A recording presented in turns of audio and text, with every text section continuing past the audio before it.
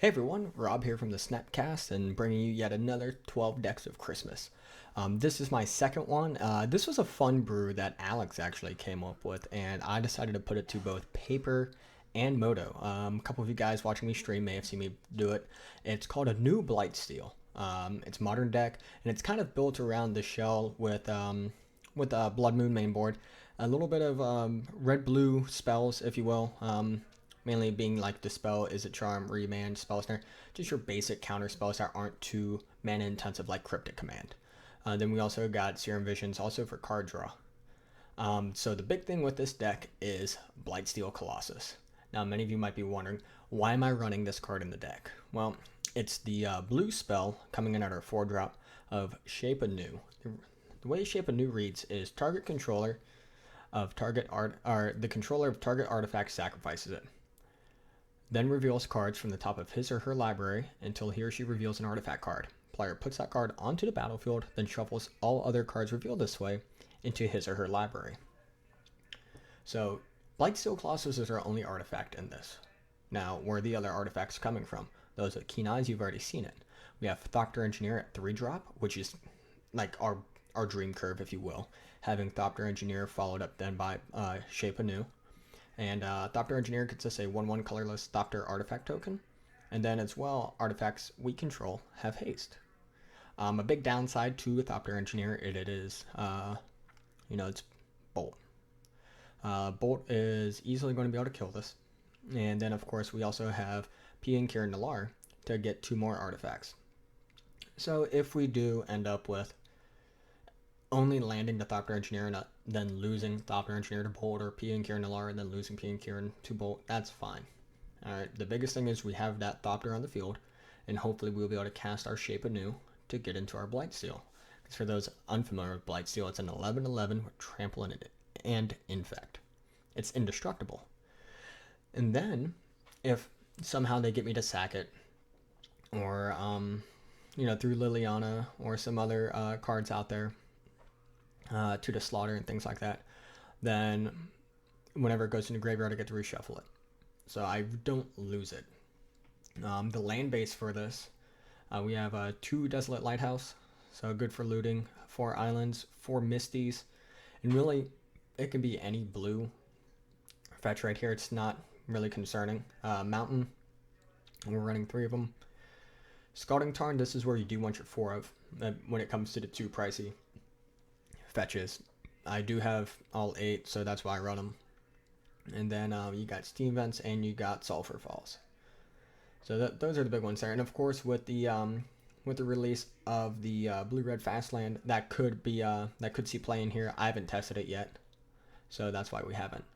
Izzet Charm does a lot of different things for us. All 3 modes are very viable to us. It allows us to counter spells. It allows us to just throw a quick shock down, or if we need to try to dig to that Shape Anew, then we can do that as well. And it's also a good discard outlet if we end up with Blightsteel Colossus in hand. Remand, Spell Snare, and Dispel, those are good just for tempo. The Dispels is for the counter fight, and Spell Snare is pretty much the same thing. If they try to remand, then in response I can Spell Snare that, or if they have some other 2-drop that I don't want out there. Then of course we run 2 Blood Moons main, and because of that, that's why you see the 4-4 or the 4-3 split when it comes to islands to mountains. We want to make sure we get basic island out there before we drop our Blood Moon.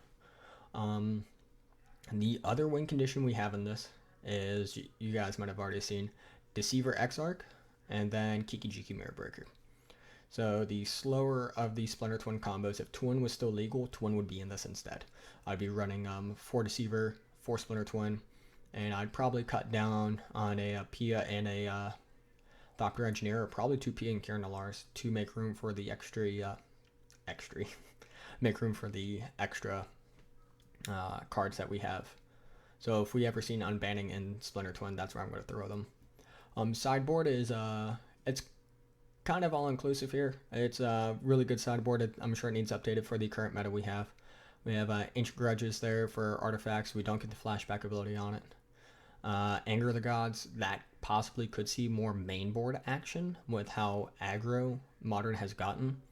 Counterflux is always good just because that uncounterable counterspell, and then of course you can overload it. So if they try to do multiple things, or if they have like a storm effect, then you can actually hit their storm. More dispels again for the counter wars. Is it static caster? It's always good just for punching off those O1s or just whatever you need out of it. Relic of Progenitus, again, especially on Moto, grudges become big, dredges become big, as well as in the paper scene as well. We've seen it do very good at your opens and your GPs and things like that. And then, of course, Spreading Seas. Spreading Seas is just awesome to shut down guys who don't need to use that island, or to get rid of that that crazy non-basic that could be doing things along the lines of Sanctum of Ugin and just other utility lands that they have out there. Big things when it comes to this deck is you have the two different win conditions with it. Okay, you have the Kiki-Jiki Deceiver Exarch plan as well as your Thopter Engineer Blightsteel plan, and you need to look at this deck as combo. You can't look at it as tempo with a combo win. No, this really is a combo deck with the supporting cast of the Visions, the Dispels, Izzet Charms, Remands, and Spell Snares there to help you get your combo off. Desolate Lighthouse is good for that too, because again you got that draw discard. So if you need to put Blightsteel in the bin, you can do that. Any hand that you see two Blightsteels, you need to maul this immediately. You cannot keep that. Be careful playing your Blood Moons, because again, you need to keep track of how many islands you have. So if you're trying to shape anew, don't be stupid, keep track, you have your Blood Moon out. Again, this is basic stuff.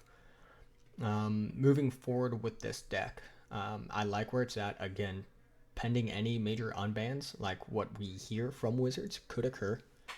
I think throwing Twin in here would be fun, but if Twin becomes unbanned, then you might as well just run the Twin deck that we saw running rampant back before we saw the ban of it.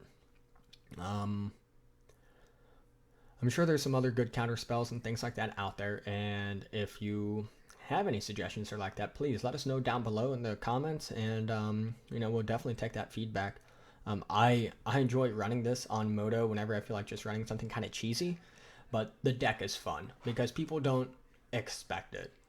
They don't see that the turn 3 Thopter Engineer can turn into a turn 4 Blightsteel Colossus with haste. It's a good way to blow people out, and the way they try to attack you then, because they won't see your Exarch Kiki-Jiki combo, so they might waste removal on Pia and Kieran and Thopter Engineer, and the next thing you know, you're able to hold up mana, end of their turn, Exarch into Kiki-Jiki, and now they realize, crap, there's actually 2 bits to this. Overall, for the deck itself, it is kind of pricey. You're looking at just over $800 here on the price. On Moto, it's just under 300 tickets. So for cash, depending on who you go through, a card hoarder, it's probably closer to $270 then. But best win, I mean, pretty much just hitting everything spot on. And yeah, that's it. You could possibly try to make this into Rug Blightsteel, so you can add in like your Birds of Paradise or anything like that. But I think you're getting too far away from it, and then throwing in a third color really makes Blood Moon useless. But that's it though. A new Blightsteel is my second deck for the 12 decks of Christmas. Thanks again for watching, and stay tuned as we from the Snapcast provide even more for our 12 decks of Christmas.